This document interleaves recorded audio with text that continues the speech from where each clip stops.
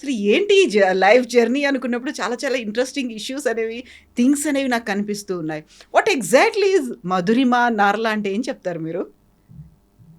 మధురిమ నార్ల అంటే స్వీట్ అని చెప్తా. మధురంగా ఓకే. ఆ!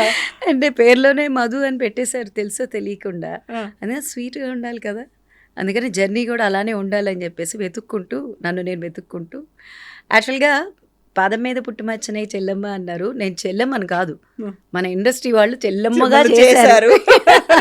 కాకపోతే అది ఆ పాట వినగానే ఎప్పుడూ మీకు ఆ మొహం అప్పటికి కనిపిస్తూనే ఉంటుంది. చాలా అమాయకంగా, బబ్లీగా, చబ్బీగా ఉన్నటువంటి ఆ మధురిమ గారు అలాగే ఉంటారు. అవును. ఫస్టు 420 తోటి ఎంటర్ అయ్యాను. ఈవీవి గారు 420 నాగబాబు గారి పక్కన. హ్మ్. అప్పుడు 10థ్ చదువుతూ ఉన్నాను. 10థ్ ఎగ్జామ్స్ ఎగ్గొట్టేసి ఆ! సినిమాలో చేశాననమాట. ఫస్ట్ సినిమా నాది 420.